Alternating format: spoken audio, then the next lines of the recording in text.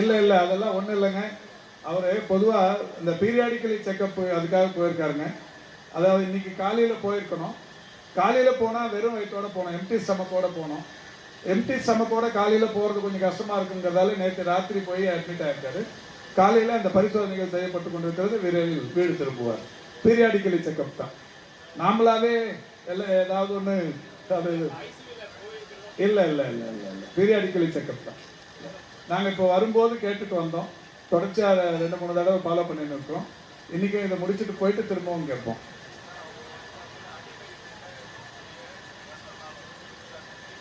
இல்லை, நாங்கள் கேட்ட வகையில் நாங்கள் மருத்துவர்கள் கேட்குறோம். அங்கே இருக்கிற இன்சார்ஜுகளை, ஏன்னா அவர் ஒரு பெரிய செலிபிரிட்டி. அவர் அட்மிட் ஆனார்னு உடனடியாக கேட்டோம். ராத்திரியும் கேட்டோம், காலையிலையும் கேட்டோம், இங்கே வரும்போதும் கேட்டோம்.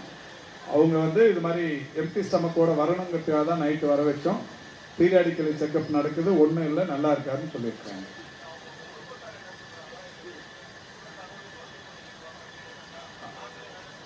இல்லை அதுதானே முறை. அது தனி மனித உரிமைன்னு ஒன்று இருக்குல்ல, ஒன்றும் இல்லை. அதான் நம்ம சொல்கிறோம். மருத்துவர்களை கேட்டு தான் உங்களுக்கு சொல்கிறோம். முதியோருக்கான மருத்துவ கட்டமைப்புகளை அமைப்பதிலும் பலப்படுத்துவதிலும் மாண்புமிகு தமிழ்நாட்டின் முதலமைச்சருடைய வழிகாட்டுதலின்படி தமிழ்நாடு முதன்மை மாநிலமாக திகழ்ந்து வருவதை அனைவரும் அறிவார்கள். இந்தியாவிலேயே தமிழ்நாட்டில்தான் மூத்தோருக்கான பிரத்யேக மருத்துவமனை இந்த கிண்டியில் மிக சிறப்பாக இயங்கி வருகிறது. கடந்த ஆண்டு பிப்ரவரியில் தொடங்கப்பட்ட இந்த மருத்துவமனையில் இதுவரை 1,11,000க்கும் மேற்பட்டவர்கள், குறிப்பாக முதியவர்கள், புறநோயாளிகளாக சிகிச்சை பெற்று திருப்தி அடைந்திருக்கின்றனர். எனவே அந்த வகையில் தமிழ்நாடு முதியோருக்கான மருத்துவ கட்டமைப்புகளை மிக சிறப்பாக பெற்றிருக்கிறது. இந்தியாவிலேயே தமிழ்நாட்டில்தான் முதியோர் மருத்துவத்துறை முதன்முறையாக 1978ஆம் ஆண்டே தொடங்கப்பட்டிருக்கிறது. அந்த வகையில் இது படிப்படியாக உயர்ந்து 200 படுக்கைகள் கொண்ட பிரத்யேகமான முதியோர் மருத்துவமனை கிண்டியில் இருக்கிற கலைஞர் நினைவு பன்னாட்டு உயர் சிறப்பு மருத்துவமனை வளாகத்தில் இந்த மருத்துவமனை சிறப்பாக இயங்கிக் கொண்டிருக்கிறது. இன்றைக்கு முதியோர் பராமரிப்பில் உலகம் முழுவதும் ஒரு புரிதல் ஏற்பட்டிருக்கிறது. நிறைய வாரிசுதாரர்கள், அதாவது தங்களுடைய பெற்றோர்களை அல்லது தங்கள் வீடுகளில் இருக்கிற முதியோர்களை இல்லங்களில் சேர்ப்பது, முதியோர் இல்லங்களில் சேர்ப்பது என்கின்ற அந்த நிலையும், அதை தாண்டி வீடுகளிலேயே இருக்கும் பட்சத்தில் அவர்களுக்கு யாராவது ஒரு உதவியாளரை நியமித்து பராமரிப்பது என்கின்ற நிலையிலேயும் பராமரிக்கிறார்கள். இப்பொழுது இல்லங்களிலேயே வைத்துக்கொண்டு உதவியாளர்களை வைத்து பராமரிப்பது என்பது கூடுதலாகி வருகிறது. இந்த நிலையில் பல்வேறு ஏஜென்சிகள், அதாவது அமைப்புகள், இந்த உதவியாளர்களை பணியில் அமர்த்தி இவர்கள் அவர்களுக்கு வீடுகளுக்கு பணிகளுக்கு அனுப்பி அவர்களிடத்திலிருந்து பெறப்படுகிற ஊதியத்தை இவர்களுக்கு பாதி தந்து மீதம் அவர்கள் வைத்துக் கொள்ளுகிற ஒரு பெருந்தொழிலாக இப்போது நடைபெற்றுக் கொண்டிருக்கிறது. அந்த வகையில் இன்றைக்கு இளைய சமுதாயத்தினரின் அந்த பணி என்பது, அவருடைய உழைப்புக்கேற்ற ஊதியம் என்பது கேள்விக்குறியான நிலையிலும் இருக்கிறது இடைத்தரகர்களால். இந்த நிலையில்தான் மாண்புமிகு தமிழ்நாட்டின் முதலமைச்சருடைய வழிகாட்டுதலோடு அரசு மருத்துவமனைகளிலேயே, குறிப்பாக தமிழ்நாட்டில் இருக்கிற 36 மருத்துவக் கல்லூரி மருத்துவமனைகளிலும் 975 இடங்களுக்காக certificate course for home based elderly care support assistant என்கின்ற ஒரு சான்றிதழ் பயிற்சி படிப்பு தொடங்கப்படும் என்று நிதிநிலை அறிக்கையில் அறிவிக்கப்பட்டது. அதன்படி முதியோர் பராமரிப்பு சேவை உதவியாளர் என்கின்ற பெயரோடு 3 மாத கால சான்றிதழ் பயிற்சி படிப்பு இன்றைக்கு முறையாக தொடங்கப்படுகிறது. இந்த நிகழ்வின் மூலம் தமிழ்நாடு முழுவதிலும் 36 அரசு மருத்துவக் கல்லூரி மருத்துவமனைகளிலும் 975 இடங்களுக்கு இந்த பயிற்சி படிப்புக்கான மாணவர்கள் தேர்ந்தெடுக்கப்பட்டு அவர்களுக்கு ஆணைகள் வழங்கப்படுகிறது. இந்த நிகழ்ச்சியை முடித்து நான் மற்ற கல்லூரி முதல்வர்களோடு காணொலி வாயிலாக இந்த நிகழ்வின் நோக்கத்தை அவர்களுக்கு எடுத்து கூறவிருக்கிறோம். இந்த பயிற்சி படிப்பு முடித்தவர்கள் 3 மாதத்திற்கு பிறகு அந்த கல்லூரிகளிலேயே அவருடைய பெயர் பட்டியல் இருக்கும். பொதுமக்கள் யாராவது தங்களுக்கு இந்த உதவியாளர், முதியோர் பராமரிப்பு சேவை உதவியாளர் வேண்டும் என்கின்ற கோரிக்கையோடு வந்தால் நம்முடைய கல்லூரி முதல்வர்கள் அவர்களுக்கு அறிமுகப்படுத்தி அனுப்பி வைப்பார்கள். அவருடைய பணிக்கு இவர்கள் பாலமாக இருப்பார்கள். அந்த வகையில் இந்த புதிய பயிற்சி படிப்பு ஒவ்வொரு 3 மாதத்திற்கு ஒரு முறையும் 1000 பேருக்கு மகிழ்ச்சியை தரும். இதற்கான படிப்பு என்பது 10 தேர்ச்சி அல்லது தேர்ச்சி பெறாத நிலை என்கின்ற வகையில், ஃபெயில் ஆர் பாஸ் என்கின்ற வகையில் 10ஆம் வகுப்பு முடித்திருந்தாலே போதும் என்கின்ற வகையில் அதற்கான தகுதியாக நிர்ணயிக்கப்பட்டிருக்கிறது. அது மட்டுமல்ல, அந்த கல்லூரி அமைந்திருக்கிற சுற்றுப்புறங்களிலிருந்தே வந்து படித்தால் நல்லது, அவர்களுக்கு முன்னுரிமை என்றும் அறிவிக்கப்பட்டிருக்கிறது. இன்னைக்கு முதன் முறையாக இது தொடங்குகிறது. 3 மாதம் கழித்து இந்த 1000 பேருக்கும் நிச்சயம் எங்கேயாவது வேலை கிடைக்கும் என்கின்ற நம்பிக்கையும் இருக்கிறது. எனவே 10ஆம் வகுப்பு படித்தவர்களுக்கு ஒரு வேலை வாய்ப்பாகவும் இது அமையும். ஆதரவற்ற முதியோர்களுக்கு ஒரு சிறந்த சேவையாகவும் இது இருக்கும். அதேபோல் நம்முடைய தமிழ்நாட்டின் அரசு மருத்துவமனைகளில் 10 முதல் 13% வரையிலான நோயாளிகள் முதியவர்களாக வந்து மருத்துவ சேவை பெறுகிறார்கள். அவர்களுக்கும் இது பெரிய அளவில் ஏற்கனவே இருக்கிற மருத்துவர்களோடு செவிலியர்களோடு இவர்களும் சேர்ந்து சேவை செய்யும் பட்சத்தில் கூடுதல் மருத்துவ சேவையும் கூடுதல் கவனிப்பும் கிடைக்கும் முதியோர்களுக்கு.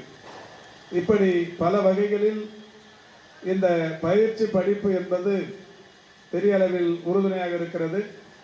ஓராண்டுக்கு குறைந்தபட்சம் தமிழக அரசின் சார்பில் ஒரு 4000 முதியோர் பராமரிப்பு சேவை உதவியாளர் பயிற்சி படிப்பு முடித்தவர்கள் வெளியில் வருவார்கள். இந்த 4000 பேருக்கும் நிச்சயமாக வேலை வாய்ப்புகளும் உறுதிப்படுத்தப்படும் என்கின்ற வகையில் இந்த திட்டம் இன்றைக்கு இங்கே முறையாக தொடங்கி வைக்கப்பட்டிருக்கிறது. இந்த தேசிய முதியோர் மருத்துவ மையத்தில் சர்வதேச முதியோர் தினத்தை முன்னிட்டு இங்கே சிகிச்சை பெறுகிற முதியோர்களுக்கு பல்வேறு விளையாட்டு போட்டிகள் நடத்தப்பட்டிருக்கிறது.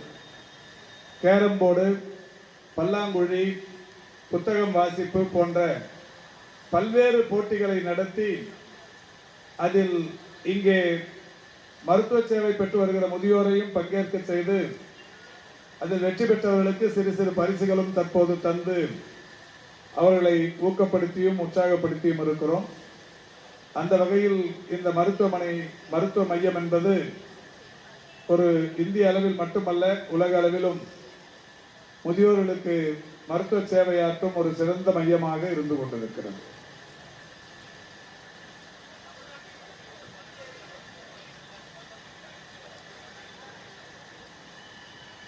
தமிழ்நாட்டை பொறுத்தவரை 36 மருத்துவக் கல்லூரி மருத்துவமனைகள் இருக்கிறது.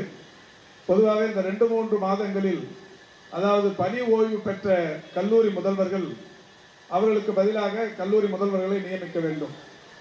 5 மணிக்கு அவர்கள் பணி ஓய்வு பெறுகிறார்கள் என்றால், பணி ஓய்வு பெறுகிற போதே 4:55க்கு இன்னொரு முதல்வர் வந்து அந்த கல்லூரியில் பொறுப்பேற்றுக் கொள்வார். யார் அந்த முதல்வர் என்றால், கல்லூரியில் அதாவது பேனல்ல இல்லாத ஒருத்தர் அங்கே வந்துட முடியாது. அந்த கல்லூரியிலேயே சீனியர் யாருன்னு பார்த்து முதல்வர் தகுதிக்குரிய ஒருவர் தான் அந்த இடத்துல நியமிச்சுட்டு அவங்க கையில் இன்சார்ஜ் கொடுத்துட்டு வெளில போவாங்க. இது நியதி. அந்த வகையில் தான் இருக்கிறது. காலி இடங்கள் என்று இதை எடுத்துக்கொள்ள முடியாது. பொறுப்பு முதல்வர்கள் என்னைக்கு அவங்க வந்து பணியிலிருந்து ஓய்வு பெறுகிறார்களோ அன்றைக்கே வேறு ஒரு முதல்வர் வருகிறார். என்றாலும் கூட ஒரு நிரந்தர முதல்வர் போடணும். அதுக்கு வந்து ஒரு பேனல் ரெடி பண்ணோம். 26 முதல்வர்களுடனான ஒரு பேனல் ரெடி பண்ணோம். அதுக்கான தகுதி, கல்வி, அவங்களுடைய பயிற்சி, இந்த மாதிரி நிறைய விஷயங்கள், பயிற்றுவித்த காலம், இந்த மாதிரி விஷயங்கள்லாம் ஒரு கல்லூரி முதல்வருக்கு என்னென்ன தகுதிகள் இருக்கிறது என்று அரசு நிர்ணயித்திருக்கிறது. அந்த தகுதிகளின் அடிப்படையில் தான் பேனல் ரெடி பண்ணுவாங்க. அது மாதிரி பேனல் ரெடி பண்ணாங்க 26 பேர். ஒரு 2 பேர் நீதிமன்றத்திற்கு சென்று விட்டார்கள், சென்னை உயர் நீதிமன்றத்துக்கு. இதில் எங்களையும் சேர்க்கணும்னு போயிட்டாங்க. அரசின் சார்பில் இப்போ அந்த 2 பேரை வந்து தகுதி உள்ளவர்களை சேர்ப்பது என்பது வேறு, எல்லாரையும் அதில் சேர்க்கறதுங்கிறது ஒன்று.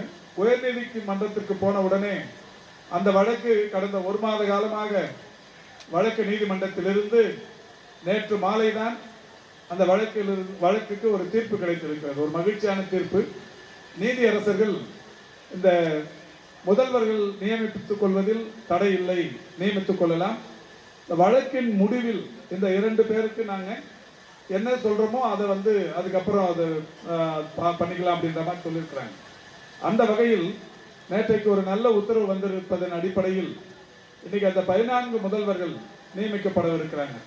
இந்த 14 முதல்வர்கள் நியமிக்கப்படணும்னா அந்த 26 பேரோட பேனல் ஏற்கனவே கோர்ட்ல சப்மிட் பண்ண பேனல் இன்னைக்கு மாண்புமிகு முதல்வர் அவர்கள் ஒப்புதல் தரணும்.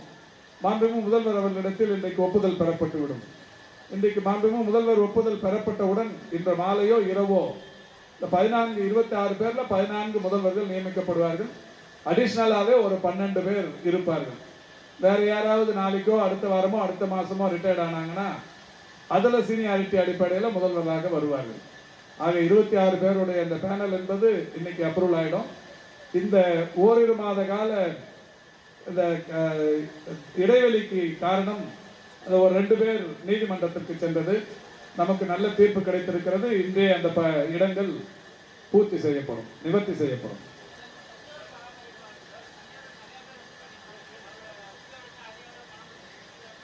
இல்லை, அதுக்காக தான் இப்போ கட்டுப்படுத்துறதுங்கிறது இப்போ வேலை வாய்ப்பு அது மாதிரி தனி மனித உரிமை எல்லாம் சொல்லுவாங்க. அதனால இப்போ அரசாங்கமே இதை கையில் எடுத்திருக்கு. இப்போ இது ஒரு பாதுகாப்பும் கூட. அரசாங்கத்தில் இந்த கோர்ஸை முடிச்சுட்டு போகிறாங்கன்னா இவங்களுக்கு நிறைய அரசு மருத்துவமனைகளில் ஒரு 13% பேஷண்ட் இங்கே அவங்க பார்த்துட்டு போகிறாங்க. ஸோ இந்த ஓல்டேஜ் பீப்புளை வந்து எப்படி ஹேண்டில் பண்ணுறது, அவங்களுக்கு எந்த மாதிரியான சிகிச்சை தராங்க, எந்த மாதிரியான பராமரிப்பு தராங்கிறத இங்கே பார்த்துட்டு போனாங்கன்னா அவங்களுக்கு இந்த வேலை செய்யறதுக்கு ஈஸியாக இருக்கும், அந்த பராமரிப்பு சேவை உதவியாளருக்கு. அதனால பொதுமக்கள் நிச்சயமா இந்த சேவை அரசாங்கத்து மூலியமாவே கிடைக்கும் போது உறுதியா இதை பயன்படுத்திக் கொள்வார்கள். அப்ப தானாவே அந்த இடைத்தரகர்கள் குறைந்து விடுவார்கள். இல்ல அதெல்லாம் ஒண்ணும் இல்லைங்க. அவரு பொதுவா இந்த பீரியாடிக்கலி செக்அப் அதுக்காக போயிருக்காருங்க. அதாவது இன்னைக்கு காலையில போயிருக்கணும். காலையில போனா வெறும் வயிற்றோட போனோம், எம்டி ஸ்டமக்கோட போனோம். எம்டி ஸ்டமக்கோட காலையில் போகிறது கொஞ்சம் கஷ்டமாக இருக்குங்கிறதால நேற்று ராத்திரி போய் அட்மிட் ஆகிருக்காரு. காலையில் அந்த பரிசோதனைகள் செய்யப்பட்டு கொண்டிருக்கிறது. விரைவில் வீடு திரும்புவார். பீரியாடிக்கலி செக்அப் தான். நாமளாவே எல்லாம் ஏதாவது ஒன்று அது இல்லை பீரியாடிக்கலி செக்அப் தான். நாங்கள் இப்போ வரும்போது கேட்டுட்டு வந்தோம். தொடர்ச்சியாக 2-3 தடவை ஃபாலோ பண்ணின்னு இருக்கோம். இன்றைக்கும் இதை முடிச்சுட்டு போயிட்டு திரும்பவும் கேட்போம்.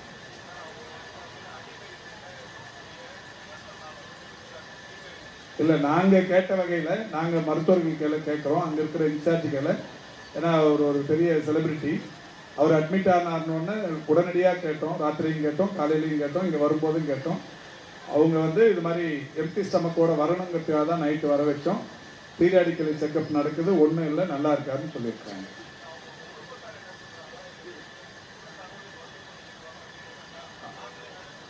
இல்லை அதுதானே முறை. இந்த தனி மனித உரிமைன்னு ஒன்று இருக்குல்ல, ஒன்றும் இல்லை. அதான் நம்ம சொல்கிறோம். மருத்துவர்களை கேட்டு தான் உங்களுக்கு சொல்கிறோம்.